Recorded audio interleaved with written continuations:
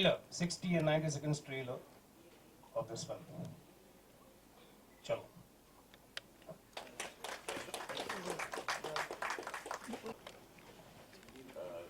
Producer साहब कहाँ हैं? He is a brave man. नाचने गाने वाली फिल्म बनाते थे यूपी में कौन सी चलती है फिल्में? छोटे बजट वाली भोजपुरी। हाँ, ये फिल्म मतलब ये बहादुरी है ना, to make this kind of a film. Really, we should be grateful to such people, and there are many more people like him who are trying to project. You know, we have been mainly concentrating on entertaining people. I agree that is also important, but at the same time, this kind of which has been going on for many years. You saw the figure; it didn't go 3 lakh what? 9,426 farmers, किसान। और हमारे जो पुराण हैं उनमें किसान के लिए शब्द है धरती पुत्र। जो हम खाते हैं, चाहे फल हो, अनाज हो, मसाले हो, वो किसान उगाता है और वो इतनी मेहनत करता है। सुबह 4 बजे उठ के पानी देगा और दोपहर की कड़क की धूप में पक्षियों को उड़ाएगा या काम कर रहा होगा। He works in very tough conditions. जो सब्जी हम यहाँ, कल मैं तुरई लेके आया 120 रुपए किलो, और वो जो किसान मरता है बेचारा, उससे ये खरीदेंगे 15-20 रुपए में। So this is the condition of farmers in our country. आज जब मैं कॉलेज में था तो हमारे पास अनाज नहीं था। अमेरिका से अनाज आता था सड़ा हुआ, अब बेचारे भाई हम तो गरीब थे, हम भीख मांग रहे हैं तो भाई जो मिल रहा वही सही। तो एक गेहूं आती थी PL 480, जो वो वहां सुअरों को खिलाते थे, वो हमें मिलती थी यहाँ। लाल कलर की होती थी वो, और उसको जब बेल की तरह, तो बार बार उसको बेल के तब यू गेट द शेप। आज हमारे पास सरप्लस फूड है, हम दूसरे देशों को भेज सकते हैं और भेजते भी हैं। कोई कमी नहीं है, ना दाल की ना चावल की। कभी कभार प्याज की कमी हुई है, वो शायद किसी प्लानिंग की वजह से कि भाई पता चले कि कितना प्याज उगना चाहिए। वरना पिछले 50 साल में, 50 से भी कम, 45 साल में हमारे पास जो खाद्य सामग्री है, अनाज सड़ रहा है हमारा, इतना सरप्लस है, क्योंकि इतने बड़े गोदाम नहीं है सरकार के पास। कुछ 2 साल पहले शायद पंजाब में इतना आलू हुआ था, 50 पैसे किलो। अरे वो बेचारा मर के किसान ने, आप ऐसी स्कीम्स बनाओ कि भैया उसके आलू को, ये जो चिप्स बनाते हैं, आप फैक्ट्री खोलिए और बेचिए चिप्स। और किसानों ने तंग आके बोले इसको हम मंडी लेके जाएंगे, हमें तो ऊपर से खर्चा करना पड़ेगा। उन्होंने ट्रक के ट्रक एज अ प्रोटेस्ट सड़क के ऊपर डाल दिया। तो हमारे जो खासकर जो छोटे किसान, बड़े किसान 50 एकड़ 100 एकड़ जमीन है और दूसरे भी उनके धंधे होते हैं, जो हमारा छोटा किसान है, मैं बहुत दिनों से सोच रहा था, मैंने कहा क्या करना चाहिए।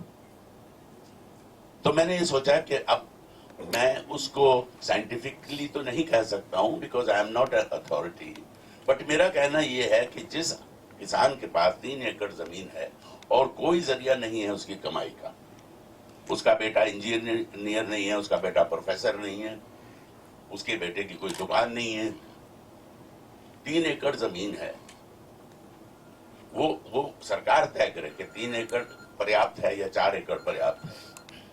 तो वो जो उगाता है फसल, उस फसल, वो अगर अच्छी फसल होती है तो उसकी क्या कीमत होगी, उस कीमत पे वो इंश्योर करे सरकार, जो आपकी स्टेट गवर्नमेंट, राज्य सरकार। वो कहे कि साहब ये जो है 2 लाख की होगी ये फसल, अगर सूखा पड़ा, अगर बाढ़ आई, तो उसको उतना मुआवजा दिया जाएगा जो उसकी फसल की कीमत होनी थी, इंश्योरेंस। और अगर उसकी फसल अच्छी होती है तो जो इंश्योरेंस का पैसा है वो किसान सरकार को दे देगा। मेरा ख्याल है ये एक बड़ा प्रैक्टिकल सा तरीका है जो कि हो सकता है, या इसके इस राह पे विचार किया जा सकता है, क्योंकि ये कोई ऐसी नई समस्या नहीं है, हर साल होती है। आज तक हम 65 साल में कुछ नहीं कर पाए। हमारे पास इतना पानी है, इतना पानी है, नदियां, कितना पानी वेस्ट जाता है हमारा, हम उसको इस्तेमाल नहीं कर पा रहे। पानी की कोई कमी नहीं है देश में। मेरा ख्याल है शायद वाजपेयी जी ने कहा था कि जैसे हम हाईवे बना रहे हैं, सड़कें बना रहे हैं, एक दूसरी स्टेट को कनेक्ट कर रहे हैं, वैसे ही हमें अपनी नदियों को भी इस तरह से ऑर्गेनाइज करना चाहिए कि वो हर जगह से घूम के जाए। नेहरू जी ने भाखड़ा नंगल बनवाया था। पंजाब के आप नहरें देखिए, कंक्रीट नहरें, मतलब यहां से लेके वहां तक इतनी चौड़ी नहर जो पूरे खेतों को फिर उसके बाद वो छोटी छोटी नहरें बनती जाएंगी और सब खेतों को पानी मिलता जाएगा। तो ऐसा हर प्रांत में होना चाहिए, बजाय इसके कि छोटी छोटी चीजों पे। ठीक है, वो छोटी चीजें भी इंपॉर्टेंट है कि भाई सड़क पे कचरा नहीं होना चाहिए, सही है, मैं मानता हूं ये बात। हम बड़े नालायक हैं, पढ़े लिखे लोग, कोका कोला पिया, चक्ड इट ऑफ। अरे यार गाड़ी में रख लेना, गाड़ी में रहने दे, और जो जगह सही जगह आएगी वहां फेंक देना। विदेश में हम देखते हैं जाते जाते लोग कुछ खा रहे हैं, अब हर जगह तो कचरे का डिब्बा नहीं है ना 10 फुट पे, लेकिन वो इंतजार करते हैं 50 फुट पे, 100 फुट पे, 200 फुट पे उनको कुछ मिलता है, उसमें डाल देते हैं। तो ये भी जरूरी चीज है। लेकिन ऐसी ऐसी हमारी जो समस्याएं हैं जिसपे अब एक किसान अगर आत्महत्या करता है तो वो एक आदमी की आत्महत्या नहीं, जो उसके 10-10, 11-11 साल के बच्चे हैं वो भी आत्महत्या ही समझिए आप। कौन पढ़ाएगा उनको, कौन खिलाएगा उनको? उसकी बूढ़ी मां होगी, बूढ़ा बाप भी हो सकता है।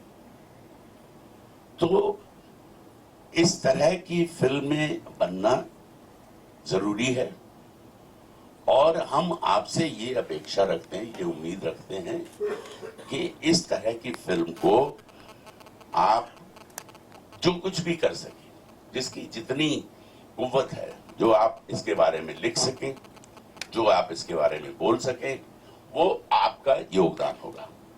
जैसे इनका मैं मानता हूं बहुत बड़ा योगदान है। इस तरह की फिल्म पे पैसा लगाना बहुत रिस्की है। तो इसलिए मेरी आप सबसे विनती है जो यहाँ आए हैं सज्जन पत्रकार, कि आप इस समस्या के बारे में, कि भाई इस समस्या से जुड़ी हुई और हमारा एक सामाजिक दायित्व है, हमारी एक सामाजिक जिम्मेदारी है कि हम उन अपने भाइयों के बारे में सोचें जो हमारा पेट भरते हैं। मेरा बेटा इस शहर में पैदा हुआ, वो 15 साल का हो गया। मुझे सडनली ख्याल आया, मैंने कहा इसने तो गांव ही नहीं देखा यार। तो मैं दिल्ली से की शूटिंग कर रहा था, वो आया वहां और हम गांव में शूटिंग कर रहे थे।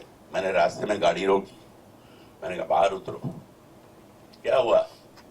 मैंने कहा उतरो तो सही यार। उतरा तो मैंने उसको खेत में खड़ा कर दिया। मैंने कहा क्या है ये? फार्म है, फील्ड है। सही कह रहे हो। और वो सामने जो घर दिखाई दे रहे हैं, मुझे लगता है गरीब लोगों के घर हैं। मैंने कहा गरीब जरूर हैं वो, लेकिन भिखारी नहीं है वो किसान है। ये किसानों के घर है। फिर मैंने पूछा तुम बॉम्बे में क्या खाते हो? हंसने लगा। बोले क्या खाता हूँ? है रोटी खाता हूँ, दाल खाता हूँ, सब्जी खाता हूँ, फल खाता हूँ। मैंने कहा सब्जियों में मसाले भी डलते हैं ना? हाँ वो भी पर डलते हैं। मैंने कहा ये सब तेरे बंबई शहर में उगता है? नहीं तो। मैंने कहा यहाँ उगता है। ये जो गरीब लोग देख रहे हो ना, ये उगाते हैं। शहरों में कुछ नहीं उगता, इस्तेमाल होता है शहरों में। उगता यहाँ है, जो सीधा हमारे पेट में जाता है और हमें जीवन देता है, हमें अच्छी सेहत देता है। तो मैंने कहा ये वो लोग हैं, हमें इनके बारे में भी सोचना चाहिए।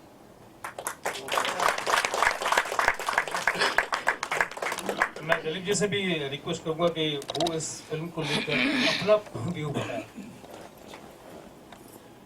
पहले तो मैं आप सबको बहुत बहुत नमस्कार कहना चाहूंगा और मैं क्षमा चाहता हूं कि मेरी वजह से आप लोगों को रुकना पड़ा ये प्रोग्राम शुरू करने में।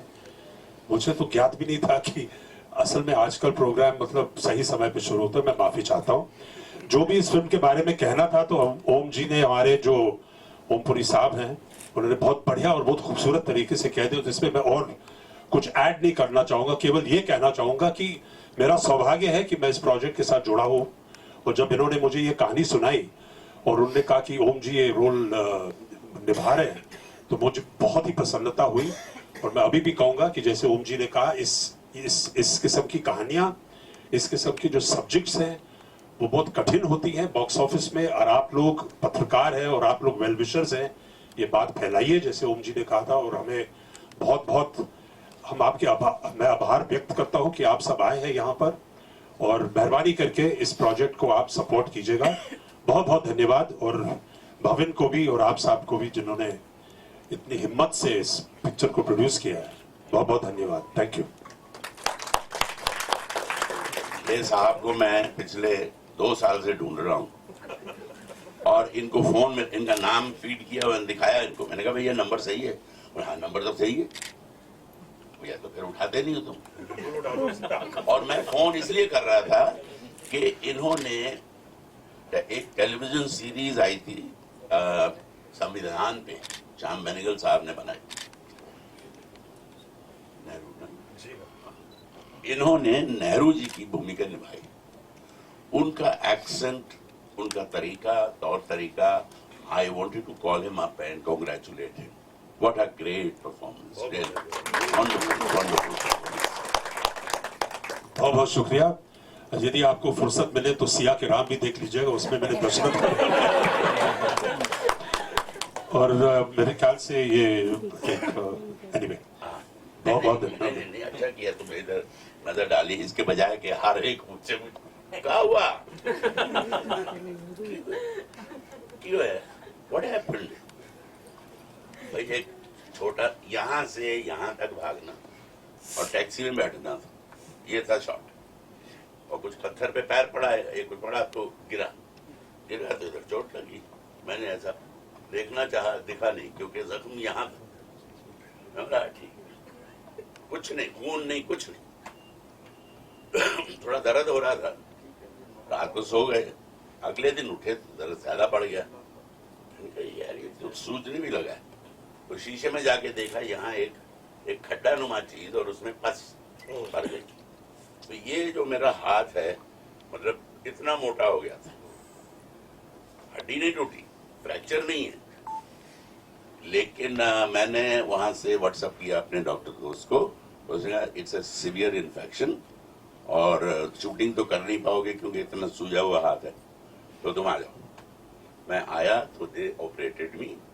It was about 15-minute operation to drain the pus out. अभी 13 दिन हो गए, दुख भरे दिन बीते रहे भैया। मंडे को सुख आ जाएगा, मंडे को ये खुल जाएगा।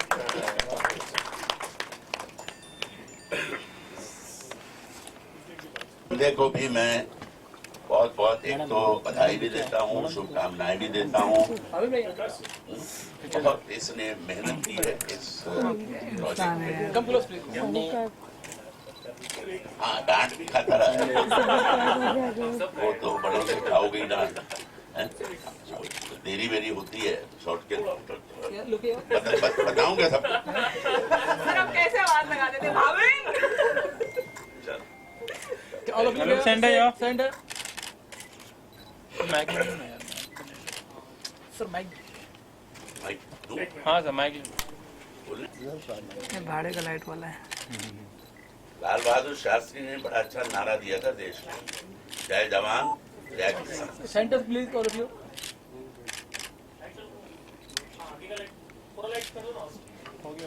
अरे उनके पास फ्लैश है सबके पास।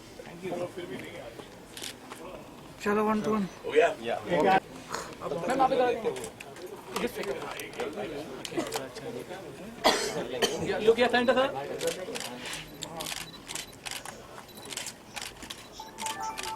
सर लुक या one more right please thank you ठीक है? सेंटर है आपके साथ सर इधर हम तो यहाँ पे रहते हैं देखना सर ये तो डालो भैया समझो सिटी हमारी। हम तो यहाँ पे ऊपर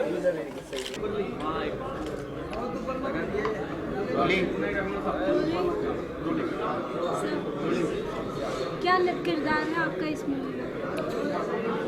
ये प्रोजेक्ट मराठवाड़ा जो है वो किसानों की जो आत्महत्या वो कर रहे हैं पूरे देश में, उनकी इस समस्या के बारे में जो कि बहुत सालों से चल रही है और ये बहुत ही गंभीर समस्या है और इस पे बहुत गहरा चिंतन होने की आवश्यकता है। और इसमें मेरा किरदार है किसान का, जो जिसके बेटे ने आत्महत्या की है और वो भी आत्महत्या करने के कगार पे है, लेकिन उसके पहले वो लड़ता है, संघर्ष करता है, दरवाजे खटखटाता है, सरकार का दरवाज़ा भी खटखटाता है और चीफ मिनिस्टर के घर के आगे अपने ऊपर केरोसिन डाल लेता है, फिर उसको पकड़ लिया जाता है। तो बहरहाल ये एक बेसिकली एक ऐसे पीड़ित किसान की भूमिका है जो हम सब का सताया हुआ, सरकार का सताया हुआ, ऊपर वाले का सताया हुआ, कभी बाढ़ आ जाती है, कभी सूखा पड़ जाता है और पेट हमारा वही भरता है, किसान। किसान हमारे जीवन का आधार है। आटा, दाल, चावल, सब्जी, फ्रूट, मसाले सब किसान उगाते हैं। और आज से 50 साल पहले हमारे देश में पर्याप्त अनाज नहीं था, पर्याप्त खाद्य सामग्री नहीं थी। हमें अमेरिका से एक बेचारे जो उनके पास था वो दिया उन्होंने हमें, लेकिन बड़े घटिया एक गेहूं आती थी PL480, वो भेजी जाती थी हमें हमारा पेट भरने के लिए। लेकिन आज जो है 50 साल में वो हमारे पास ज़रूरत से ज़्यादा खाद्य सामग्री, हर चीज़, कोई कमी नहीं है। सिर्फ कमी है वितरण प्रणाली की।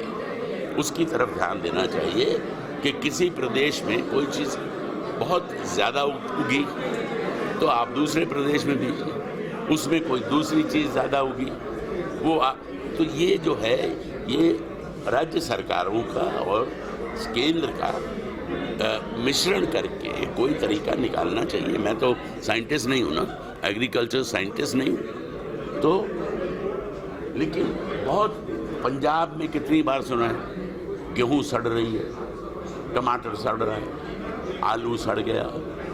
क्यों सड़े भाई?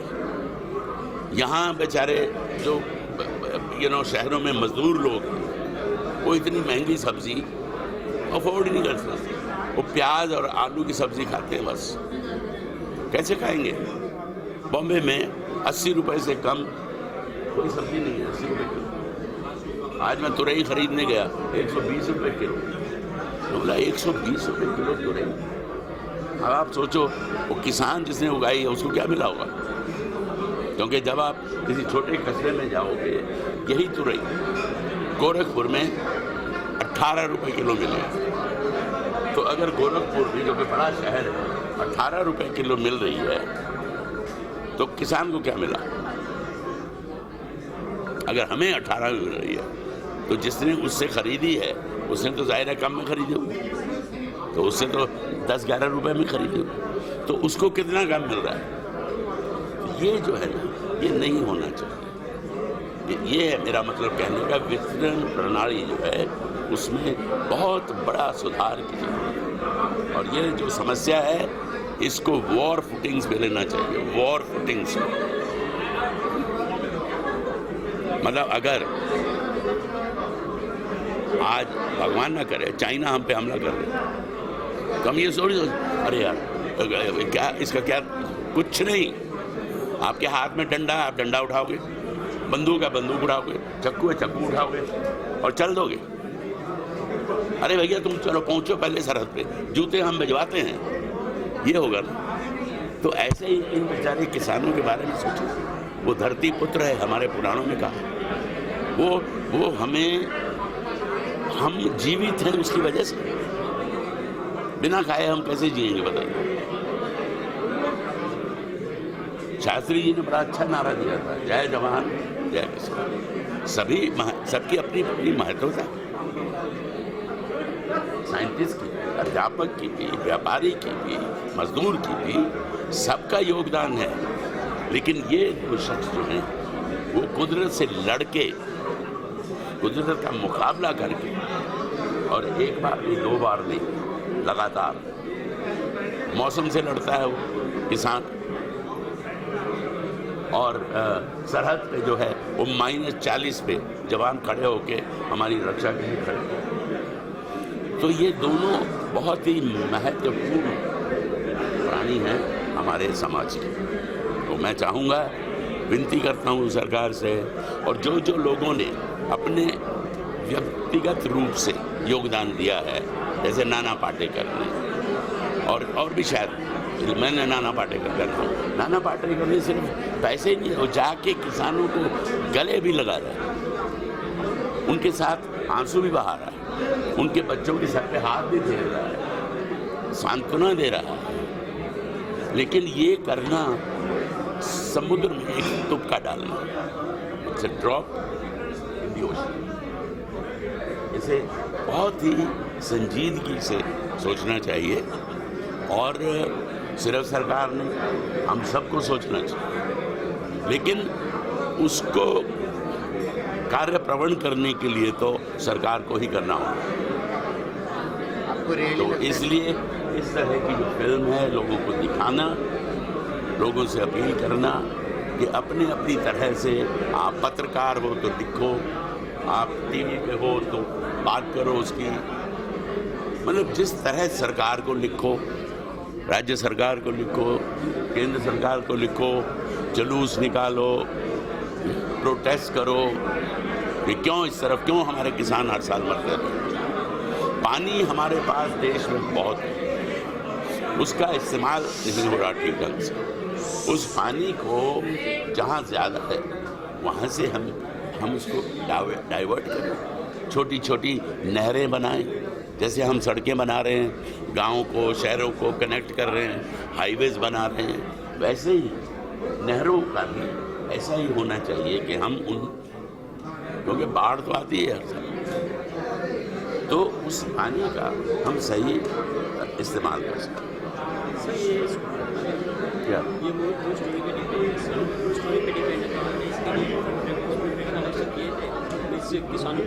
इस पे देखो, एक तो मुझे हो गया 60 साल एक्टिंग करते हुए, और दूसरे किसानों की समस्या तो हम न्यूज़पेपर में पढ़ते हैं, टीवी पे देखते हैं, किसानों को बात करते हुए देखते हैं। तो इसके लिए मुझे कोई तैयारी करने की जरूरत नहीं पड़ी, सिर्फ मैंने इसके लिए थोड़ी सी दाढ़ी बढ़ा दी, बस इतनी ही तैयारी। सर, ये समस्या पूरे देश भर में फार्मर सुसाइड करते हैं, तो मराठवाड़ा को ही क्यों फोकस किया गया इसमें? क्योंकि ये यहाँ पे बहुत गंभीर समस्या है इसलिए।